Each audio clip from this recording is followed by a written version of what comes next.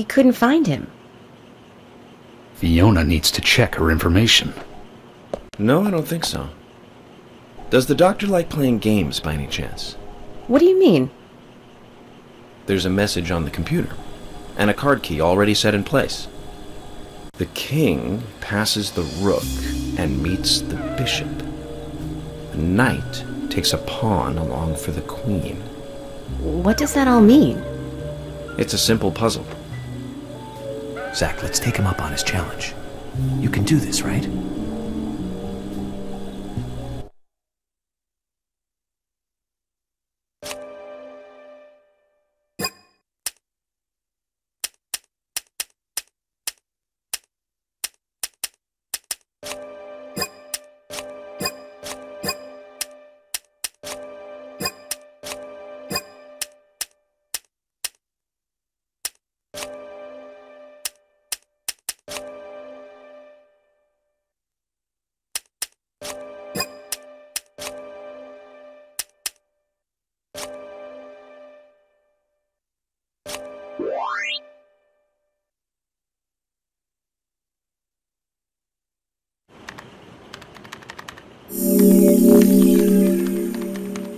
The doctor awaits below with the deceased.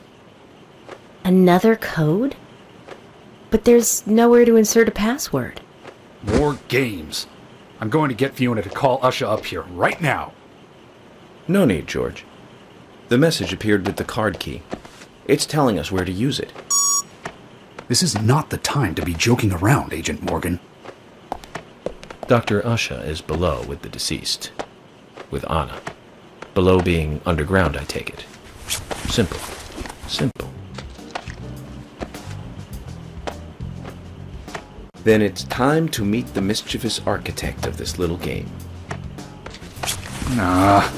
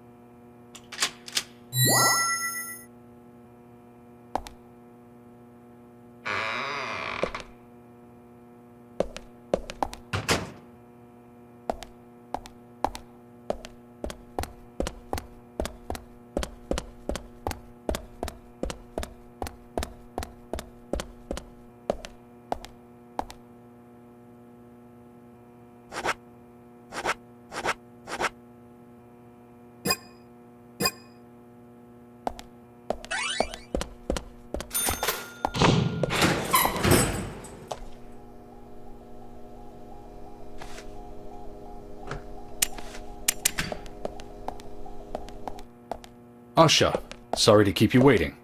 Ah, you made it. Let's get started, shall we?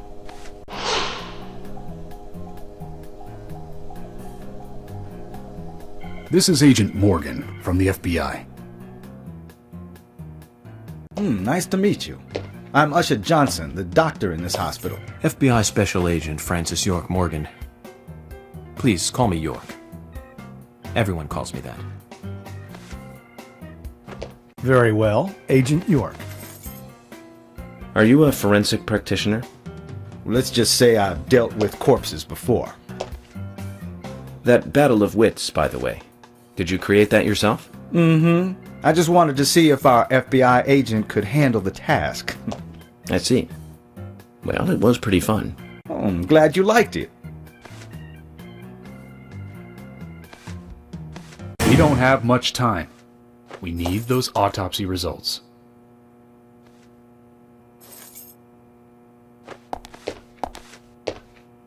Next time, try challenging us without obstructing an investigation. You've angered the monarch.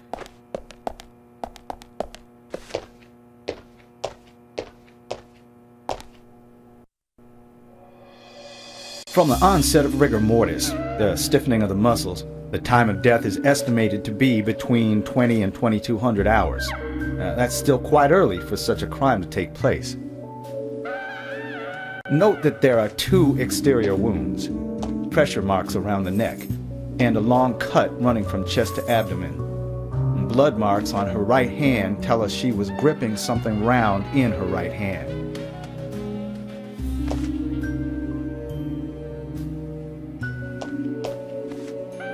Her skull is also fractured, but that is unrelated to the cause of death. It probably happened to her after she was killed.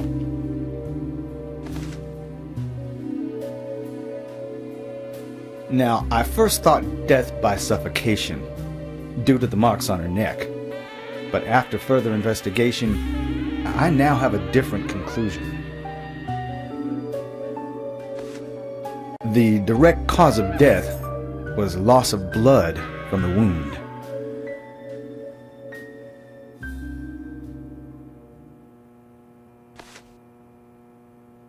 Which means...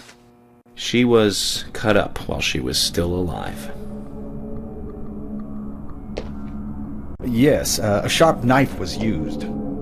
It was inserted beneath the sternum and then quickly sliced downwards. The excessive loss of blood from her internal organs is what actually killed her. Her nails are clean, and with no skin cells from the attacker. She also doesn't appear to have been bound nor badly beaten. She was apparently killed without resistance. The most tragic thing, however, was that she was unable to speak her story to anyone who could hear her cries.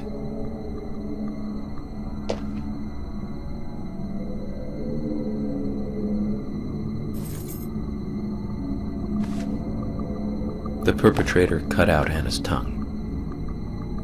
Well, I believe she was drugged first to phase her consciousness, and then the killer killed her. Now, the killer most likely has a deep, traumatized past concerning women. He probably cannot converse with them normally. Cutting out the tongue suggests a very lonely individual. Either that, or a truly hardcore sadist. He must get off on watching women suffer, especially when they can't answer back. He watched as the blood pumped from her body, as she gradually grew cold. A case in Seattle in 1985 was much like... Usha, please, limit your report to your findings as a doctor. Criminal profiling is my job.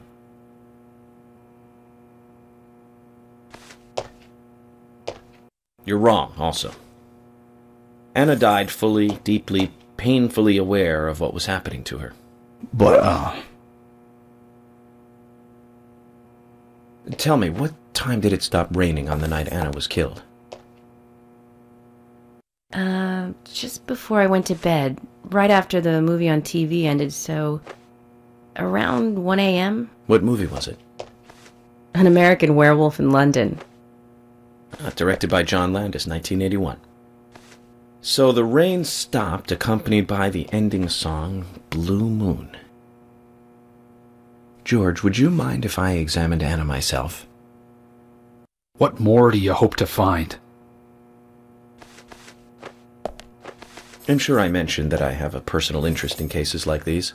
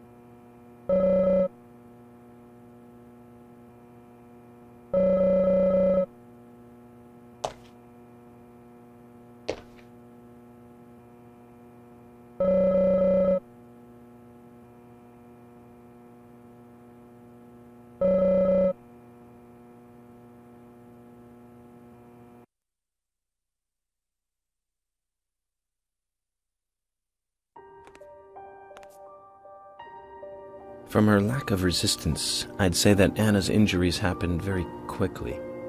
Unable to speak, she was then left to cry herself to death.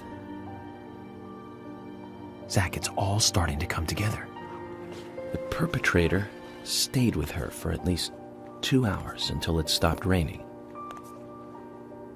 At the estimated time of her death, it was still raining, but you can still see tear marks on her cheeks. That means she was killed under a roof somewhere. She was then carried into the woods after it stopped raining. There's one other thing. Her tongue was removed with a very blunt knife. In fact, it's more likely it was simply chopped off. Asha, are you a passionate man? Well, not particularly, but I am man enough should the moment call for it. George, how about you? I'm very passionate. Yes. Especially when it comes to women. But I don't see what that has to do with anything. George, the perpetrator is just like you. He's passionate about women. He's a passionate kisser. This was a kiss of death. The perpetrator bit off Anna's tongue. We'll never get a dental print from a wound like this. But this is still a big lead.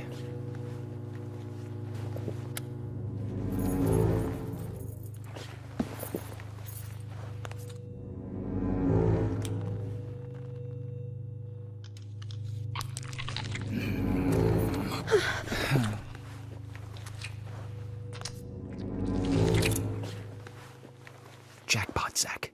A shame, but our old-time all-American sightseeing tour just came to an end. This case is now under the jurisdiction of the FBI. I'm assuming command. I'll need you to assist me in the investigation. What in the hell do you mean, Agent Morgan? I know I said I was passionate, but you can't think I did this. That's not why I'm assuming command, George. You're a suspect just as much as every other passionate man on Earth. Let me show you something.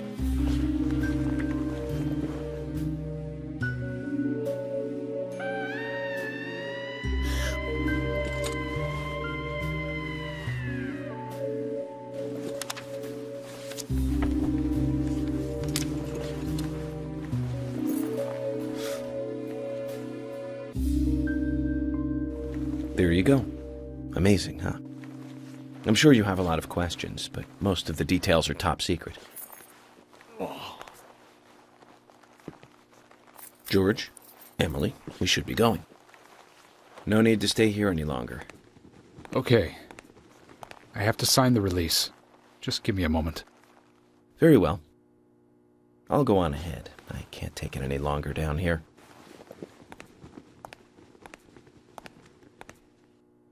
Bishop takes queen. His rook takes your queen. Then your knight takes rook. And checkmate. Huh?